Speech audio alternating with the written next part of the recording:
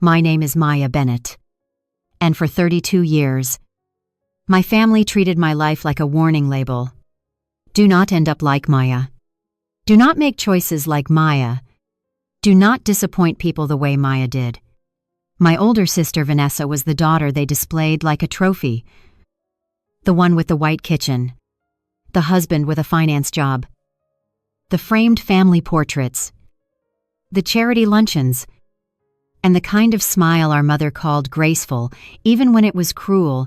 I was the daughter who came home with tired eyes, who worked double shifts, who rented instead of owned, who had no husband to point at during family dinners, and who had spent the last 4 years driving my grandmother to appointments while everyone else said they were too busy.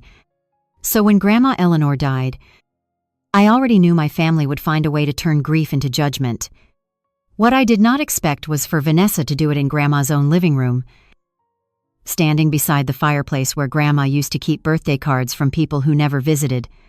We had gathered there 3 days after the funeral because my parents said we needed to come together as a family. That was how my mother phrased it whenever she wanted everyone to behave while Vanessa took control.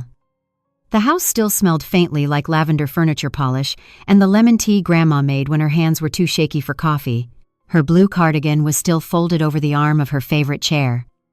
I could not look at it for long without feeling something crack open in my chest. So I stood near the hallway with my phone in my hand. Quiet, letting the others talk around me like I was furniture. Vanessa stood in the middle of the room, wearing black heels and a black dress that looked more expensive than mourning needed to be. Her husband, Grant, kept one hand at her back, not because she needed support, but because they liked looking united in public. My father sat stiffly on the sofa. Joe sat, pretending he was too overcome to speak. My mother moved through the room pouring coffee no one asked for, already acting like the hostess of a house she did not own. Vanessa glanced around at our cousins, aunts, uncles, and neighbors, then sighed loudly enough to gather attention. Before the lawyer comes later this week, she said, I think we should all be realistic about what Grandma would have wanted. I looked up then. She did not look at me yet, which somehow made it worse. This house should stay in responsible hands. Vanessa continued, the estate should be managed by people who can actually handle responsibility. My cousin Rachel shifted uncomfortably. Uncle Martin looked down into his coffee. Nobody stopped her. Nobody ever stopped Vanessa when she rapped cruelty in the language of concern. My mother gave me one quick glance, the kind that warned me not to make a scene, even though I had not said a word. Vanessa finally turned toward me, and her mouth curved into the smile she used when she wanted a blade to look polished. I mean, we all love Maya, she said, and that was when I knew she was about to humiliate me. But let's not pretend Grandma would leave anything important in unstable hands. The room went still. My father said nothing. My mother pressed her lips together. Not in disapproval, but in agreement. She wanted to hide. Vanessa tilted her head, enjoying the silence she had created. She is the failure of the family, she said clearly. Always has been. There it was. Not whispered in a kitchen, not implied through comparisons, not disguised as worry, said out loud in Grandma's living room. 3 days after we buried the only person in that family who had never once called me a disappointment, I felt every face turn toward me, waiting for me to cry, defend myself, or explode so they could say Vanessa had a point. My phone buzzed in my hand. I looked down. One message from an unknown number, Ms. Juanidadis. Bennett. I am outside. As instructed. I will wait until you confirm. I smiled. Not because I was happy. Not because I was not hurt. I smiled because for the first time in my life, Vanessa had chosen the exact wrong moment to say the exact wrong thing. My mother saw the smile and frowned. Maya, she said quietly. Warning in every syllable. Vanessa laughed. See, this is what I mean. Grandma needed stability, not someone who thinks life is a joke. I lifted my eyes from my phone. Then you will be surprised who Grandma left the estate to? Vanessa's smile froze. Grant straightened behind her.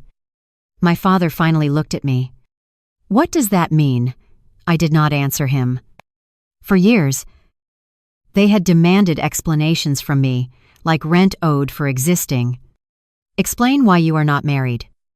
Explain why you left college for a year. Explain why you took that job. Explain why you spent so much time with Grandma if there was no money in it. Explain why you cannot be more like your sister. I had explained myself until my own life started sounding like an apology. I was done. The doorbell rang. The sound cut through the room like a judge's gavel. My mother looked toward the entryway. Who is that? I placed my phone in my purse. Someone Grandma asked to be here. Vanessa's face changed. Just slightly. But I had known her long enough to recognize fear when it tried to dress as irritation. Maya. What did you do? I looked at her. Nothing. That is the part you are not going to understand. The doorbell rang again. My father stood slowly. I will get it. But before he could move past me, I walked to the door myself. My hand was steady when I opened it. A man in a gray suit stood on the porch holding a leather folder against his chest. He was older. Maybe 60. With silver hair. Kind eyes. And the careful posture of someone who had delivered bad news to powerful families before. Ms. Maya Bennett, he asked. Behind me. I heard Vanessa inhale sharply. I stepped aside. Yes. He nodded. I am Daniel Whitaker, attorney for the late Eleanor Bennett. Your grandmother asked me to attend this family gathering if certain conditions occurred. My mother appeared behind me. Certaines conditions. Mr. Sit. Whitaker looked past her into the living room, where every person who had been comfortable watching me be insulted now looked extremely uncomfortable being witnessed. Specifically, he said, if Ms. Rent Bennett was pressured, accused, or publicly diminished before the formal reading of the estate documents. Vanessa's mouth opened, then closed. Grant whispered something to her, but she shook him off. Mr. Whitaker stepped inside, removed a sealed envelope from his folder, and turned back to me. Your grandmother was very clear about her wishes. My father's voice came from the living room, rough and confused. What wishes? The lawyer did not answer him first. He looked at me. Ms. Bennett. Before anything else is discussed, I need to inform everyone present that your grandmother named you as executor of her estate. My mother gasped. Vanessa's face emptied of color.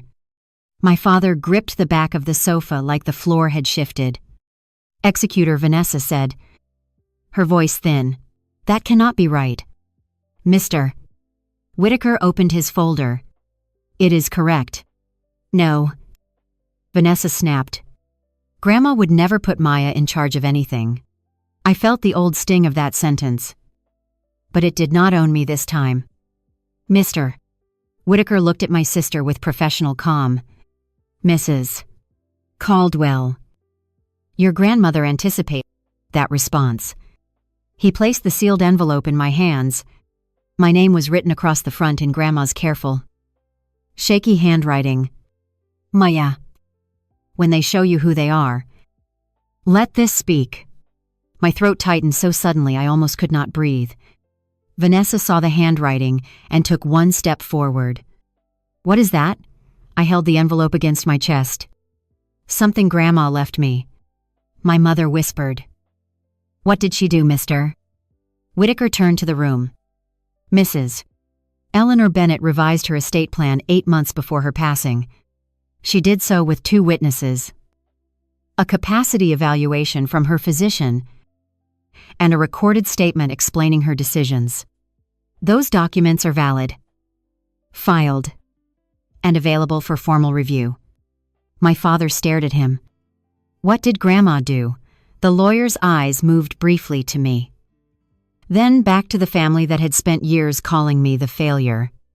She left the house, the primary accounts, and controlling authority over the estate to Maya. For one full second, no one made a sound. Then Vanessa whispered, "No." It was the smallest I had ever heard her voice. Mr. Whitaker continued. And based on what I heard when I arrived, I believe Mrs. Bennett was correct to prepare for this moment.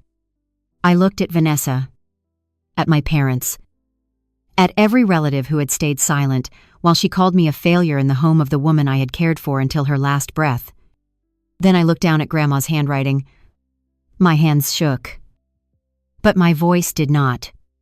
"I think we should all sit down," I said. "Grandma has a few things to say." Before Mr. Slee. Whitaker opened the envelope.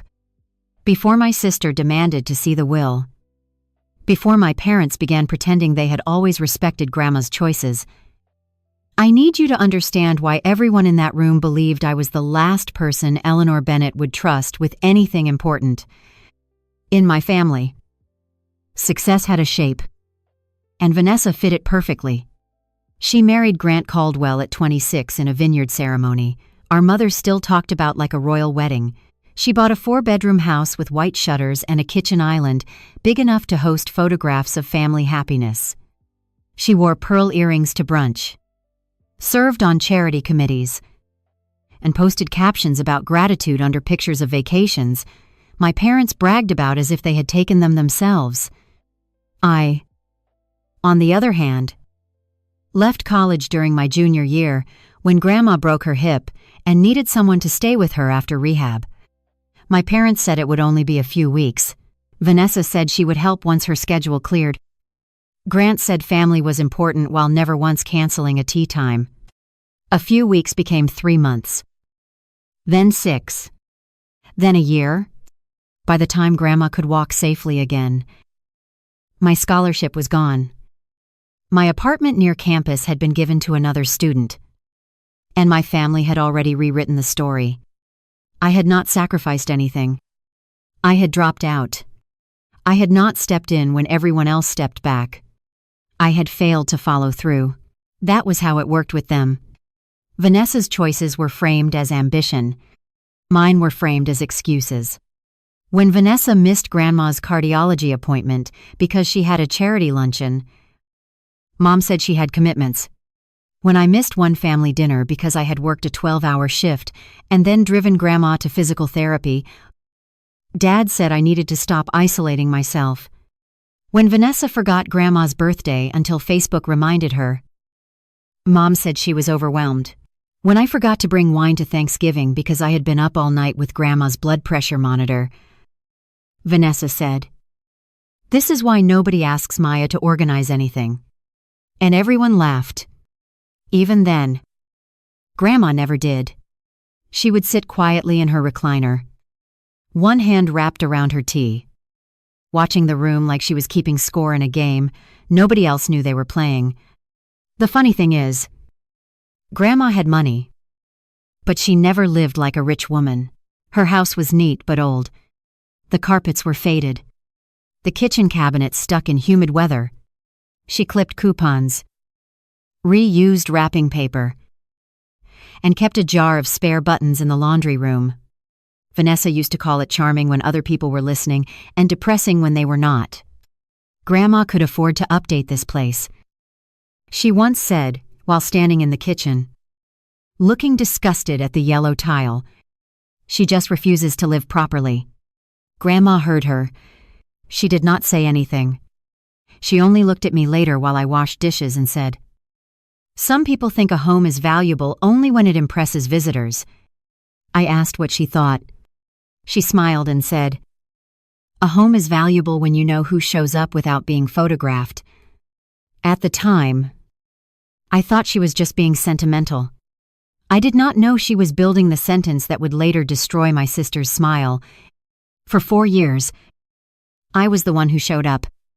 Not because I was perfect, not because I had no dreams, Not because my life was empty. I showed up because Grandma was slowly losing the independence she had protected for 87 years. And everyone else loved her best when loving her required nothing. I learned the names of her medicines. Which ones made her dizzy? Which ones had to be taken with food? I learned the exact sound of her breathing when she was about to pretend she was fine. I learned which doctor spoke too quickly, which nurse actually listened, which pharmacy messed up her refills twice and then acted like I was difficult for noticing. I fixed the loose railing on her porch. I put nightlights in the hallway. I paid for groceries when her pension check was delayed and never mentioned it because she would have been embarrassed. I sat beside her during infusion appointments while Vanessa sent heart emojis from shopping centers. I slept in the chair near her bed after the pneumonia scare because Mom said hospitals made her anxious and Dad said he could not sleep away from home. Vanessa visited that night for 23 minutes. She brought flowers, took a photo of Grandma holding them, posted it with the caption, "My heart," and left before the nurse came to change the bedding. Grandma watched her go, then looked at me and said, "Do you know what is heavy?" "Maya," I thought she meant the blanket. So I reached to adjust it. She shook her head. Being loved publicly and abandoned privately.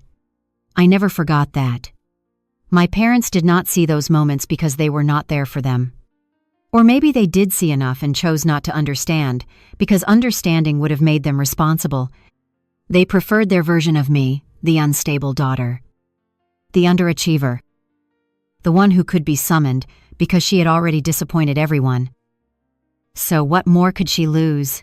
When Grandma needed someone to stay after a fall, they called me. When she needed a ride to the eye doctor, they called me. When she needed help filling out insurance forms, they called me. But when relatives asked how Grandma was doing, Mom said, "We are all taking turns." We were not. Vanessa's turn was usually a phone call from the car. Dad's turn was fixing the television remote once and mentioning it for 6 months. Mom's turn was dropping off soup and telling Grandma she looked tired. Then calling me later to say I should check on her more often. Every responsibility became collective when people wanted credit, and mine when something actually needed to be done. Grandma noticed. She noticed who changed her sheets after an accident and who arrived later with expensive pastries. She noticed who listened when she repeated the same story twice and who corrected her impatiently. She noticed that Vanessa asked about the house more often than she asked about pain. "Do you think she will sell it?" Vanessa once asked me in the driveway after a holiday dinner, lowering her voice like Grandma could not hear through open windows. "I mean, this neighborhood is worth a fortune now," I said. "She is still alive." Vanessa rolled her eyes. "Do not be dramatic. I am talking about planning." "But planning?" In Vanessa's mouth. Always sounded like claiming. The first time Grandma mentioned changing her estate plan, I tried to stop her. We were sitting at her kitchen table in late October, rain tapping against the windows. Her hands folded around a mug of tea she barely drank anymore. "Maya," she said.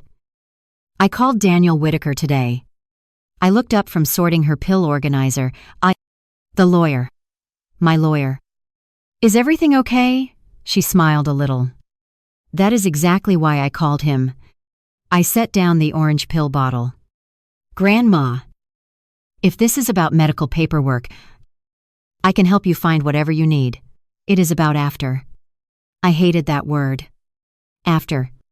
It made the room feel colder. I said, "We do not have to talk about that right now." "Yes," she said gently. "We do. Because people who refuse to talk about after leave messes for the people who loved them." I sat very still. Grandma reached across the table and touched my wrist. Her skin felt thin and warm. "I know what they call you." My throat tightened. "Grandma." "Do not protect them from what they are not ashamed to say." I looked down because if I looked at her, I was afraid I would cry. She continued. "They think I do not understand who is who anymore. That I am old enough to confuse performance with devotion. I am not. I tried to laugh it off. Vanessa will lose her mind if you make things uneven. Grandma's eyes sharpened in that old way that reminded me she had raised 4 children, buried 1 husband, run a household on a teacher's salary, and survived more than anyone in that room gave her credit for. Then Vanessa should have spent less time waiting for me to die and more time asking how I lived. I had no answer to that. She told me she wanted me to be executor. I told her no. Not because I did not love her, but because I knew what my family would do. They would say I manipulated her. They would say I took advantage. They would say she was confused. They would turn every appointment, every grocery receipt, every night I slept in a hospital chair into evidence of greed instead of love. Grandma listened, then nodded once. That is why Daniel will document everything. They will still hate me. I said. Her face softened. Some people hate the person who closes the door they were planning to walk through.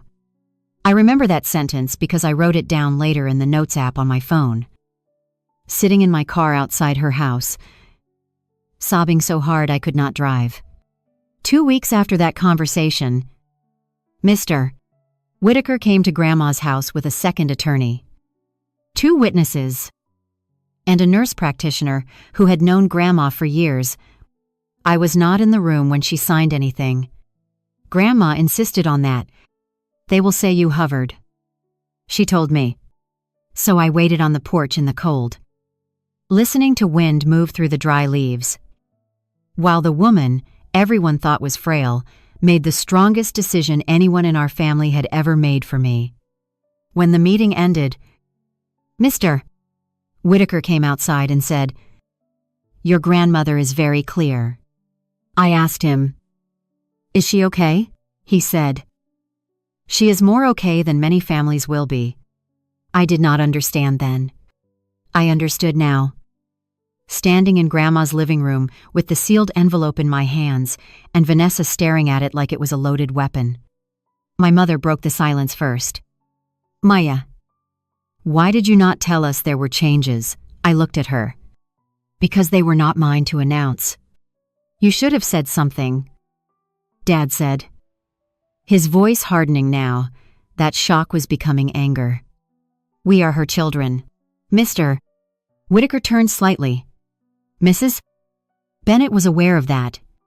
Vanessa gave a short laugh. "This is insane. Grandma was sick. She did not know what she was doing." Mr. Whitaker opened his folder without changing expression. "Mrs. Bennett anticipated that accusation." Grant touched Vanessa's elbow, but she pulled away. "Of course she did. Because Maya probably filled her head with lies about us." The room tightened again. There was the story they needed. If Grandma chose me, Grandma must have been confused. If Grandma was not confused, then I must have been manipulative. There was no version where I had simply been seen. Mr. Whitaker removed a packet of documents, then a smaller envelope sealed with blue wax. Before I read the formal provisions, he said, "Your grandmother requested that this letter be read aloud if anyone in this family accused Maya of manipulation, instability, or failure." Vanessa's face went pale. My mother whispered, "Eleanor, what did you do?" I looked down at the envelope in my hands. At Grandma's handwriting. At the woman who had known exactly who would attack me and had left a shield in her own voice. Mr. Whitaker broke the seal. "She did what none of you expected," he said quietly. "She told the truth before you had a chance to rewrite it." Mr. Whitaker held the sealed blue wax envelope in both hands for a moment before opening it. And the room became so quiet, I could hear the old grandfather clock ticking in the hallway. That clock had belonged to Grandma's father. Vanessa used to complain that it made the house feel ancient. Grandma used to say it reminded her that time told the truth, eventually. Standing there with my family watching the lawyer break the seal, I finally understood what she meant. Vanessa crossed her arms. "This is ridiculous," she said, but her voice had lost its sharp edge. "A letter does not prove anything." "Mr. Frine." Whitaker looked at her over his glasses. "No. Mrs. Caldwell. The legal documents prove the estate plan. The letter explains it." My mother sank onto the sofa like her legs had become unreliable. My father remained standing, one hand still gripping the back cushion. Grant whispered, "Vanessa, maybe listen first." And she turned on him with a look so vicious, he stepped back. "Mr." Whitaker unfolded the letter. I recognized Grandma's handwriting immediately. Slower and shakier than it used to be, but still unmistakably hers. He cleared his throat. "To my family," he read. If Daniel is reading this aloud, then someone has already done what I expected. Someone has called Maya unstable, selfish, manipulative, or a failure. I wish I could say I am surprised. I am not. My mother made a small sound, half gasp, half protest. Vanessa's mouth opened. "But Mr." Whitaker continued before she could interrupt. "For years, I watched this family confuse appearance with character. I watched some of you arrive when there were cameras, holidays, or inheritance conversations. I watched others disappear when there were doctor visits, medication schedules, laundry, fear, pain, and long nights." My throat tightened so hard I had to press my nails into my palm. Grandma's voice was not in the room, but somehow it was everywhere. The cardigan on the chair, the tea stain on the side table, the lavender scent in the curtains. Every ordinary thing had become a witness. "Mr." Whitaker read on. "Maya did not show up because she expected reward. In fact, she argued with me when I told her what I wanted to do. She told me this decision would make her life harder. She told me all of you would accuse her. That is why I am writing this in my own hand. While fully aware, fully evaluated, and fully certain." My father turned toward me. "You knew." I looked back at him. I knew Grandma had plans. I did not know every detail. Vanessa laughed coldly. "How convenient." "Mr." Whitaker paused. "Mrs. Caldwell, your grandmother specifically instructed me that if you interrupted during this section, I should read the next line twice. Vanessa Frozi." My cousin Rachel covered her mouth. Even my mother looked afraid. "Mr." Whitaker looked down and read, "Vanessa. Outrage is not evidence. Vanessa. Outrage is not evidence." The room seemed to tilt. For the first time in my life, my sister had been corrected by someone she could not dismiss as beneath her. Her face turned red from the neck up. "She wrote that, yes." "Mr." Whitaker said. In her own hand, he continued, "To my daughter, Patricia, and my son-in-law. Robert, you may tell yourselves you did not know how much Maya was doing for me. That will not be true. You knew because you called her when you did not want to come. You knew because you thanked her in private and diminished her in public.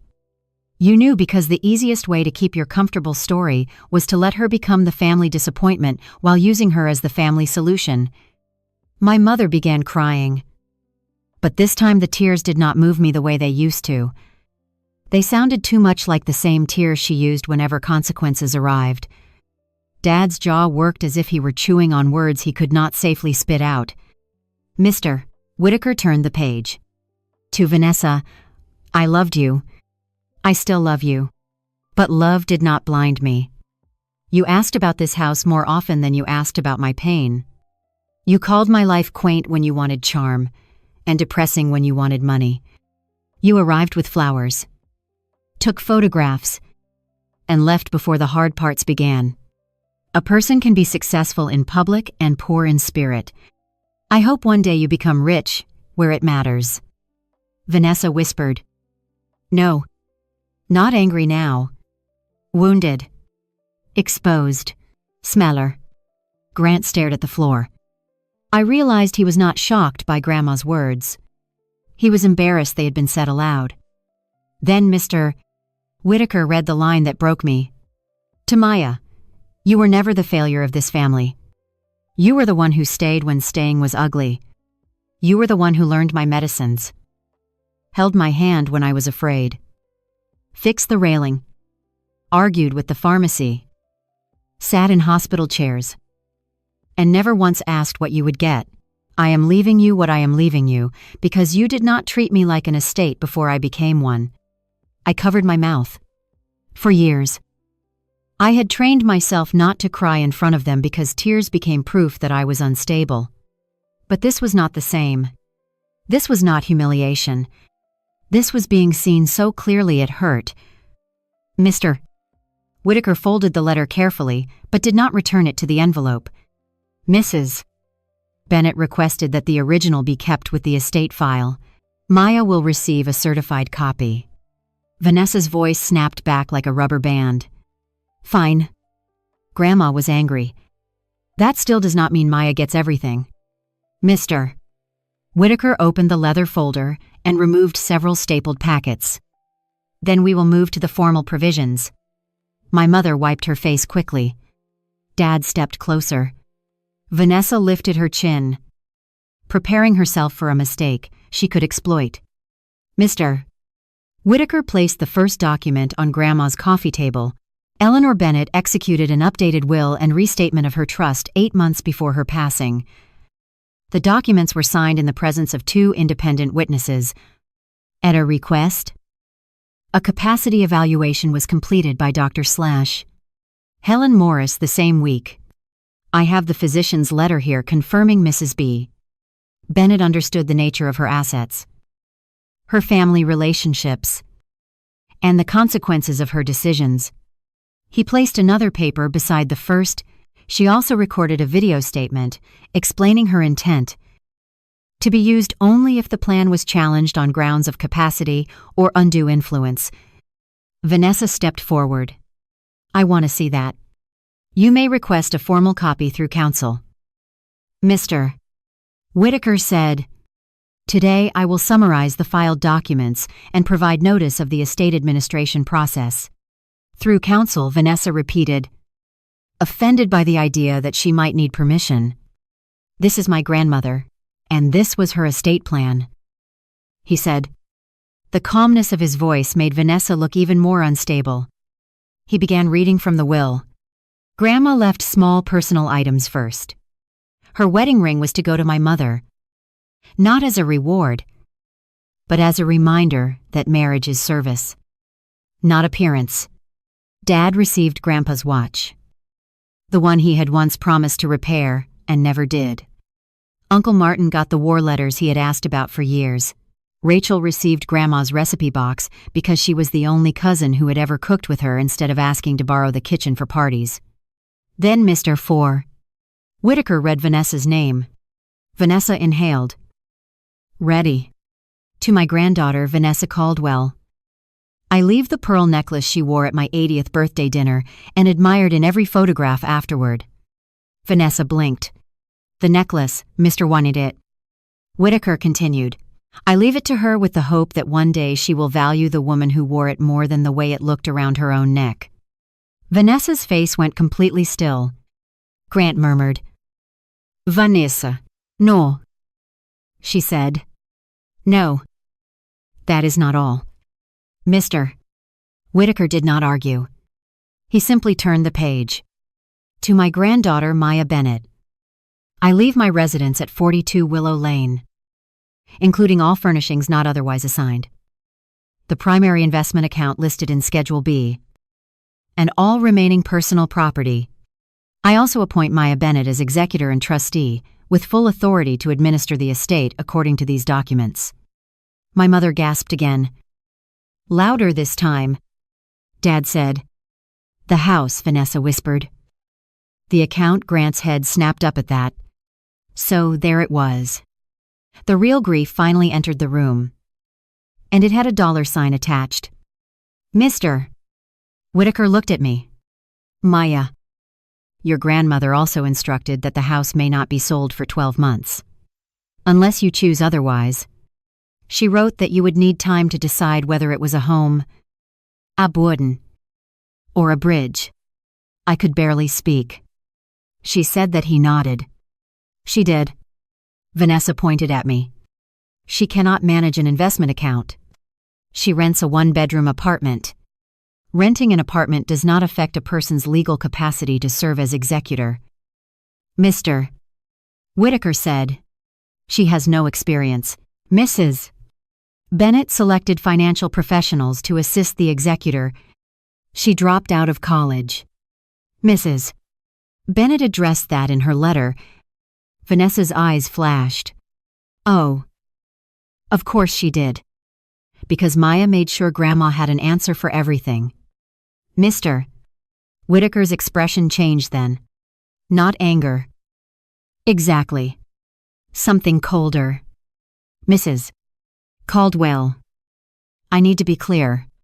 Accusations of undue influence are serious. If you intend to pursue them, you should retain counsel. However, the record includes your grandmother's handwritten notes, attorney meeting summaries, witness statements, the physician's capacity letter, and a video statement. It also includes documentation that Maya was not present when the final documents were reviewed and signed. My father looked at me. You were not there. Grandma told me to wait outside. My mother's tears stopped. That fact removed one of the stories she had already begun building in her mind. Vanessa searched for another one immediately. She could have influenced her before. Mr. Whitaker nodded once, as if he had expected that exact sentence too. Mrs. Bennett also kept a care log. I looked up sharply. A what? He removed a thinner folder. A carelog. She wrote dates. Visits. Missed visits. Appointments. And notes regarding who assisted her. She instructed me to preserve it if her decisions were challenged. Vanessa's face drained again. That is insane. It is thorough. He said. He opened the folder and read, March 4th, Maya drove me to cardiology. Patricia called to ask whether I still had the silver serving set. March 11th, Vanessa visited for 12 minutes. Took photo. Did not stay for dinner. March 15th, Maya slept on sofa after blood pressure episode. Robert said hospitals make him uncomfortable. My mother whispered. She wrote that down, Mr. Nady. Whitaker looked at her. Yes. Dad stepped back from the sofa. Grant stared at Vanessa with an expression I had never seen before. Not anger. Calculation. He was realizing that if Vanessa challenged this, the family's private behavior might become very public. Mr. Whitaker closed the folder. Mrs. Bennett did not make these decisions impulsively. She documented them because she expected resistance. The air in the room felt different now. At first, they had been shocked, then offended. Now they were afraid. Not of me. Of paper. Of dates. Of Grandma's memory becoming a record instead of something they could edit. Vanessa turned to me. Her voice low. You are really going to stand there and take Grandma's house from us? I almost laughed. From us. A house none of them cleaned. A woman none of them stayed with. A life they admired only when it was about to become property. I am not taking anything. I said. Grandma gave it. Because you made yourself look pathetic. Vanessa said. You played nurse until she felt sorry for you. That one hit. But not the way she wanted it to. It passed through me and landed somewhere behind me. In all the nights Grandma could not sleep. All the pill bottles I labeled. All the appointments I attended. All the ordinary acts of love my family had mistaken for weakness. Mr. Whitaker closed the folder with a quiet finality. Mrs. Caldwell. Your grandmother also left one more instruction for this meeting. Vanessa looked at him with pure hatred. Of course she did. He pulled out a final page. If any beneficiary attempts to intimidate Maya, pressure her into transferring assets, or spread false claims that she manipulated me, Daniel is authorized to send a formal notice and suspend all informal communication regarding the estate. My mother stiffened. What does that mean? It means, Mr. Whitaker said, from this point forward, estate matters should go through proper channels. Maya is under no obligation to defend the will in family arguments. Dad's face darkened. This is still a family matter. I looked at him then. No. You all made it a family performance. Grandma made it legal. The sentence left my mouth before I knew I was going to say it. Mr. Whitaker glanced at me. And for the first time, I saw the smallest hint of approval. Vanessa grabbed her purse from the chair. I am not staying here to listen to this garbage. Grant followed her. But she turned back at the doorway. Everyone is going to know what you did. I held Grandma's envelope against my chest. Then make sure you tell them Grandma left documentation. Her smile twisted. Do not worry. Maya, I will tell them exactly who you are. Then she walked out. Heels, striking the floor hard enough to echo through the hallway. My mother whispered my name. But I did not turn. Through the front window, I watched Vanessa stand on Grandma's porch. Phone already in her hand. Thumbs moving fast. Mr. Whitaker saw it too. Ms. Bennett, he said quietly. You may want to save whatever she sends. I looked down at Grandma's letter. At the words she had left me because she knew love alone would not protect me from people who preferred lies. Then my phone buzzed. One message from Cousin Rachel. Maya. What is Vanessa talking about? My stomach went cold. Grandma had prepared the truth. Vanessa was already preparing the smear. Vanessa did not even wait until she reached her car to start rewriting Grandma's life. By the time Mr. Blankstevenated, Whitaker finished gathering the documents in the living room. My phone had buzzed 6 times. Cousin Rachel sent the first screenshot. Then Aunt Diane. Then Uncle Martin, who had never texted me unless someone died or needed a favor. Vanessa had posted in the family group chat Maya manipulated Grandma while she was sick and isolated. She got herself written into the will, and now she is trying to steal the house from the family. Under it, Grant wrote, We are devastated. Please pray for clarity and justice. My mother had not written anything yet, which almost made it worse. Her silence gave Vanessa room to look brave. Wounded and wronged. Then Aunt Diane replied, Maya, please tell us this is not true. Uncle Martin wrote, I always worried about how much time Maya spent there alone. Someone else added, Money changes people. I stood in Grandma's hallway, reading lie after lie, while the woman who had taught me to keep receipts sat framed in every room around me, her teacups, her books, her cardigan, her old calendar still marked with appointments I had driven her to. I wanted to type until my thumbs hurt. I wanted to list every missed visit, every ignored call. Every night, Vanessa posted about family, while I changed bloody bandages and pretended not to cry in Grandma's bathroom. But Mr. Minister? Whitaker's voice stopped me. Do not answer emotionally, he said. I looked up. He was watching my phone. Not in a nosy way, but in the careful way a lawyer watches a match near dry wood. She is accusing me of stealing from a dead woman. I said, She is creating a record. He replied, Let her. That sentence settled something in me.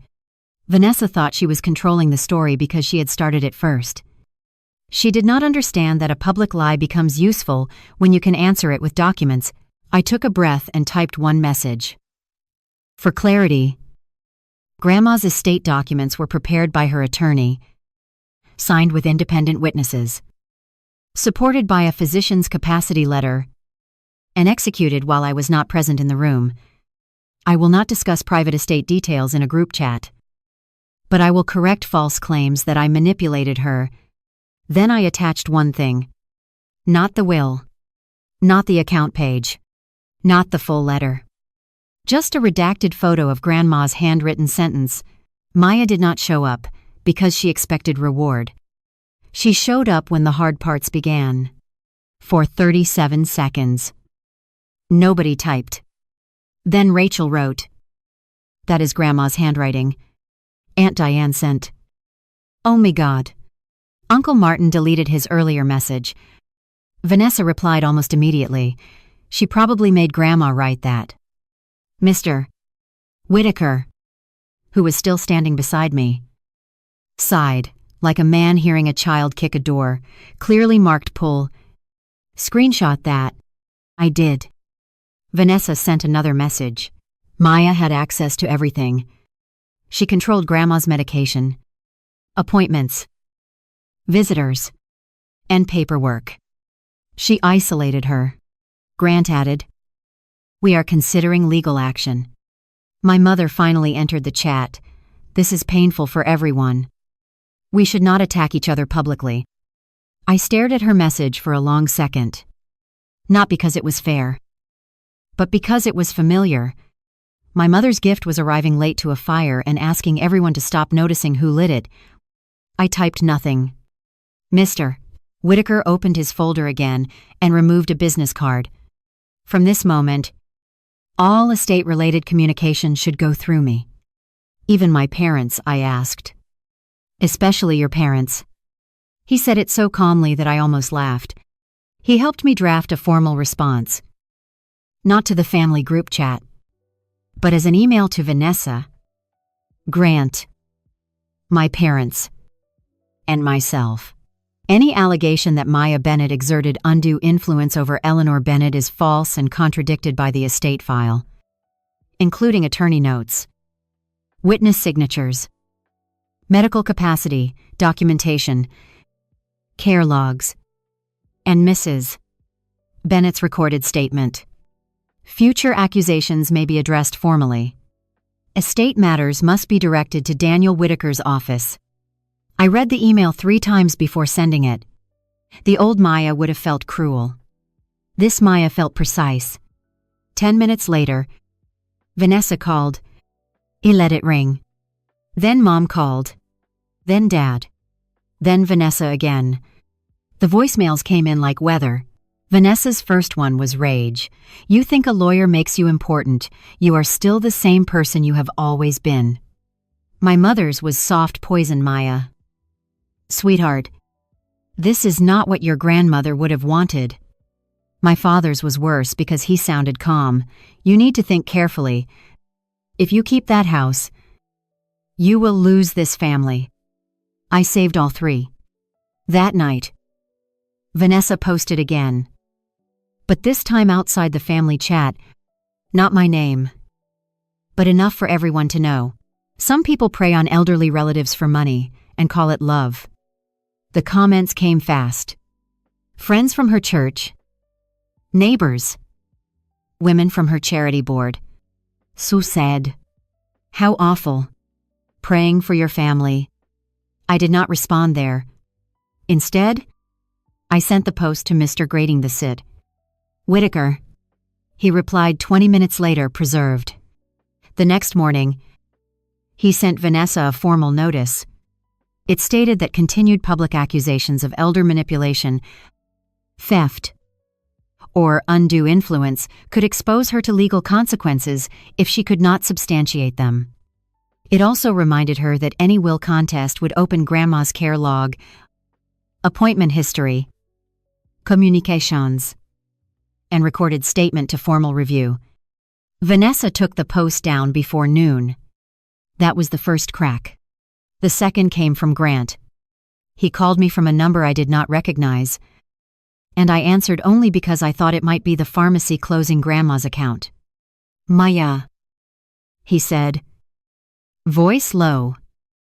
I think everyone is emotional. Then everyone can be emotional through Mr. Fan to Mr. Fanday. Whitaker. He exhaled. Vanessa's upset. She called me a thief. She feels blindsided. Grandma died. We are all blindsided. Vanessa is the only one turning grief into a campaign. He went quiet. Then he said, "Is there really a care log?" I looked toward Grandma's kitchen table, where I had sorted pills and mail and insurance papers for years, while my sister collected compliments for visiting on holidays. Yes. Grant cursed under his breath. Not because he cared about the truth. Because he knew the truth had dates. "You should know," he said finally. "Vanessa is telling your parents to pressure you to split everything quietly before attorneys get involved." I almost smiled. Attorneys are already involved. He hung up without saying goodbye. By evening, my parents were at my apartment door. I knew it was them before I looked through the peephole because Dad knocked like he still owned every room I stood in. I opened the door but left the chain on. Mom's eyes dropped to it. "Wounded?" "Really?" "Maya, yes," I said. "Really?" Dad's face hardened. "Weenie none. You can email Mr. Fiverrady St. Whitaker. Do not hide behind that man." He snapped. "This is your family. Grandma made it legal because this family does not respect no." Mom pressed a tissue to her nose. "Your sister is falling apart." She called me the failure of the family in Grandma's living room. She was grieving. She was calculating. Dad stepped closer. The chain pulled tight. "You are not keeping that house." The sentence was so blunt that for a second, I saw him clearly. Not confused. Not grieving. Entitled. "Grandma left it to me." I said. Grandma was old. Grandma had a capacity letter. You know what I mean. Yes. I said. I do. Mom reached for the doorframe. Maya. Share it. Keep some if you must. But give Vanessa part of the house value. Give us time to breathe. Your grandmother never wanted conflict. I looked at my mother. At the woman who had let Vanessa call me a failure and then asked me to be peaceful about the profit. Grandma did not leave this to me so I could hand it back to the people who ignored her. Mom flinched. Dad's jaw tightened. You are going to regret choosing money over blood. That finally broke something open. But not in the way he expected. I chose blood. I said. I chose the woman whose blood pressure I checked at 2 at Elan. I chose the woman whose sheets I changed when she was embarrassed. I chose the woman whose hand I held when she asked if everyone was waiting for her to die. I chose her. My mother started crying for real then. Or maybe she just realized tears were the only tool she had left. Dad looked away first. This is not over. He said. I closed the door. Then I screenshot my own call log, saved the voicemail, and wrote a dated note about the visit while every word was still fresh. The next day, Mr. Whitaker called. Vanessa's attorney contacted my office. He said. My stomach tightened. She is contesting not formally. Not yet. They asked for preliminary documentation. What happens now? Now. He said. We stopped discussing this in doorways and group chats. I am scheduling an estate conference.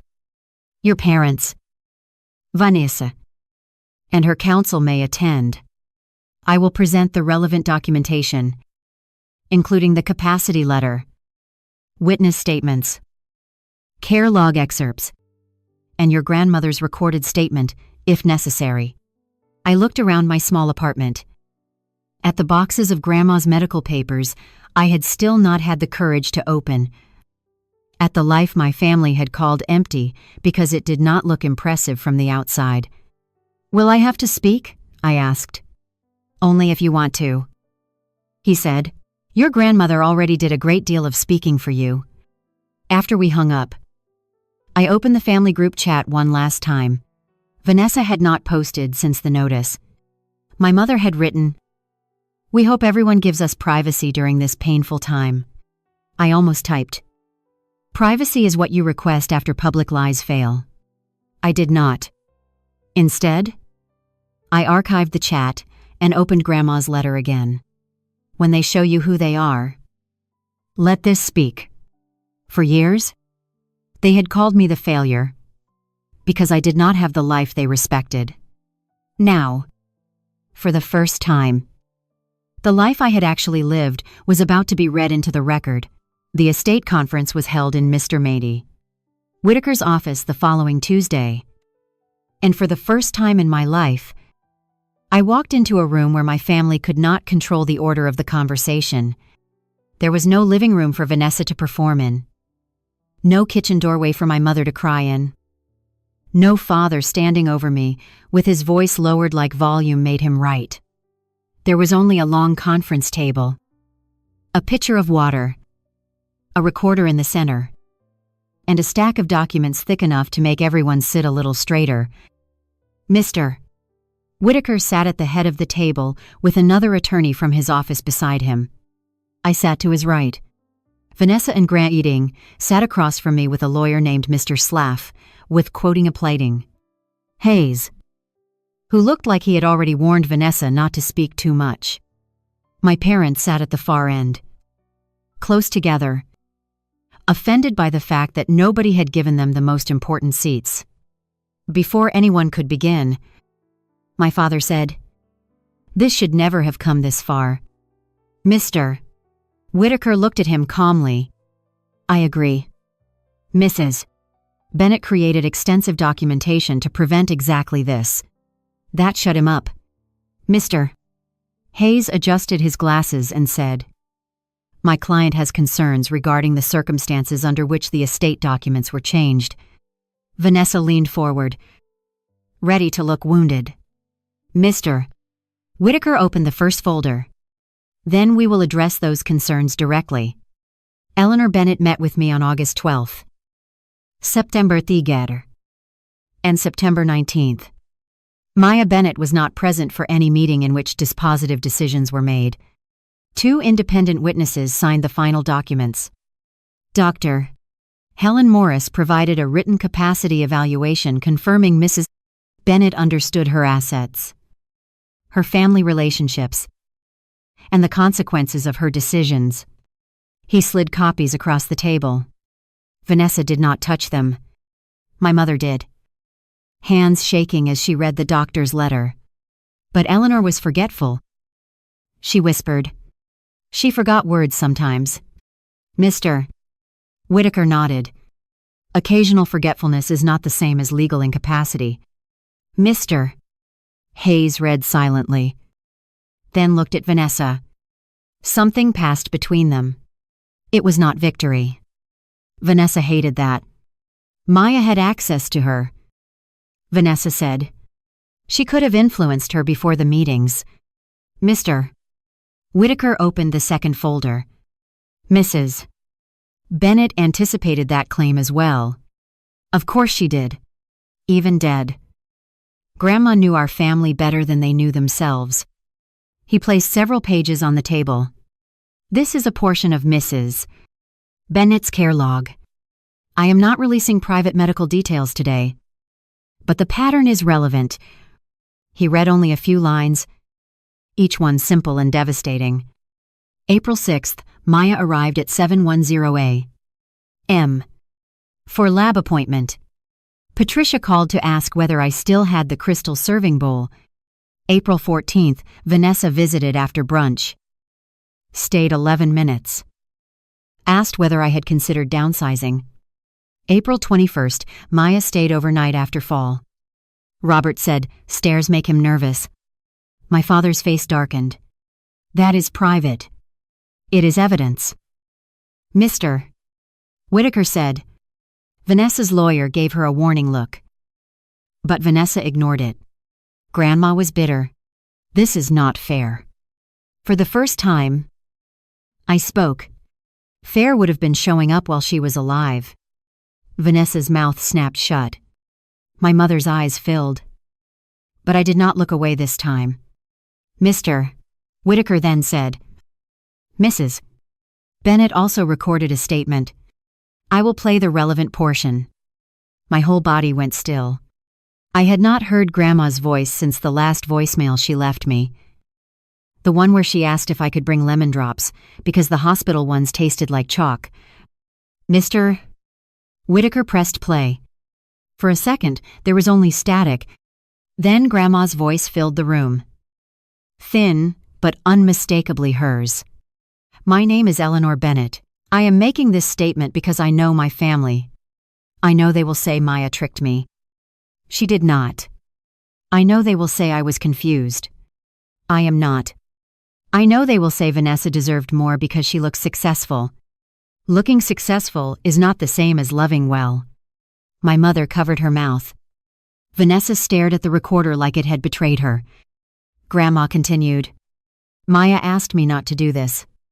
That is one reason I trust her. She cared more about the trouble it would bring than what she might receive. The others cared more about what I owned than what I endured. I am leaving my home and primary accounts to Maya because she treated me like a person before I became property. The recording ended. Nobody moved. I had imagined that hearing her voice would break me, but it did something else. It steadied me. Grandma had not left me a burden. She had left me a witness. Mr. Hayes cleared his throat. Given the documentation, my client may need to reconsider the practicality of a formal challenge. Vanessa turned to him. You are giving up. I am advising you. He said carefully. That a contest may be expensive, public, and unlikely to succeed based on what has been presented. Grant rubbed both hands over his face. My father leaned forward. So that is it. She gets everything, Mr. Whitaker corrected him. Eleanor Bennett's estate will be distributed according to her valid documents. My mother looked at me then, and I saw the exact moment her strategy changed from denial to guilt. Maya, she said softly. Legal does not always mean right. Your grandmother was hurt. She made an emotional decision. You could still choose generosity. There it was. When they could not erase Grandma's choice, they tried to make me feel cruel for honoring it. I folded my hands on the table. Grandma did choose generosity. She chose to give her home to the person who protected it while she was still in it. Vanessa laughed once. Bitter and sharp. Listen to you. You finally get a house, and now you think you are better than us. No, I said. I finally got proof that I was never beneath you. Her face twisted. You will lose this family over money.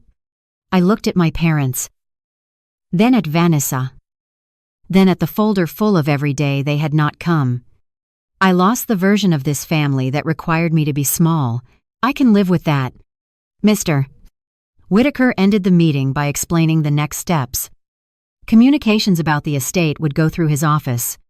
Vanessa could request copies through counsel. My parents had no authority to pressure me to transfer property. The house would remain under my control for at least 12 months unless I chose otherwise. When we stood to leave, my father refused to look at me. My mother touched my sleeve and whispered, Your grandmother would want peace. I gently moved my arm away. Grandma wanted truth. Peace without truth is just silence with better manners. She flinched, but I did not apologize. Outside the office, Vanessa waited near the elevator. For one strange second, she looked less like my golden sister and more like a woman who had built her life on applause and did not know who she was without it. Are you happy? She asked. I thought about Grandma's kitchen, the medication chart on the fridge, the hospital chair that had left marks on my back, the nights I drove home at sunrise and still went to work. No, I said. I am grateful. She shook her head. You always did know how to play the victim. The elevator doors opened behind her. I looked at her one last time. And you always did mistake being believed for being right. That was the last thing I said to Vanessa for 6 months. The fallout came quietly, which somehow made it feel more permanent. Vanessa stopped posting vague quotes about betrayal after Miss Whitaker's second notice. Grant called once to ask whether I would consider a private settlement to avoid prolonged tension. I told him all estate questions could go through counsel. My father sent one email that said I had divided the family. I forwarded it to Mr. Whitaker and did not respond. My mother tried softer routes, old photos, recipes, reminders that blood matters. I answered one message only. Grandma's wishes matter too. Then I turned off notifications. The house took longer to face. For weeks, I went there only in daylight. I sorted clothes, labeled boxes, donated medical supplies, and kept finding pieces of Grandma in places that hurt a crossword half-finished. A grocery list with my favorite soup circled. A receipt for the lemon drops she always pretended were for guests. In her bedroom drawer, beneath a stack of scarves. I found one last envelope with my name on it. Inside was a key and a note. Maya, this house is not payment. It is permission. Stop asking people who never saw you to tell you what you are worth. I sat on the edge of her bed and cried until the afternoon light moved across the floor. Then I made my decision. I would not sell the house immediately. I would live in it for a year, as Grandma had allowed, and decide without anyone shouting in my ear. I repaired the porch railing properly. I painted the kitchen a soft green Grandma would have liked. I turned the front room into a small reading space and kept her blue cardigan folded over the chair. Not as a shrine, but as a reminder. The first night I slept there, the grandfather clock struck midnight. And for once, the sound did not feel old. It felt like the house exhaling. Months later, Rachel came by with flowers and an apology. She admitted she had believed Vanessa at first because Vanessa always sounded so certain. I should have asked you, she said. I told her. Yes, you should have. We had tea on the porch anyway. That was healing. I learned not pretending pain never happened, but refusing to carry more than belonged to you. On Grandma's birthday, I invited anyone who had actually loved her to come by and share a memory. Vanessa did not come. My parents did not come. But Rachel did. And Uncle Martin. And Mrs. Alvarez from next door, who told us Grandma used to leave soup on her porch after her husband died. We laughed. We cried. Nobody talked about account balances. Nobody asked what the house was worth. For the first time, Grandma's home was full of people who remembered her as a woman, not an estate. That night, after everyone left, I stood in the living room where Vanessa had called me the failure of the family. The room was quiet now. No gasps. No accusation. No lawyer at the door. Just me. The clock. And the house Grandma had trusted me to protect. They had called me a failure because my life did not look valuable to them. Grandma called me family because I showed up when nobody was watching. And in the end, the inheritance was not the house, the accounts, or the title beside my name. The inheritance was proof. Proof that love remembers. Proof that service seen by no one is still seen by someone.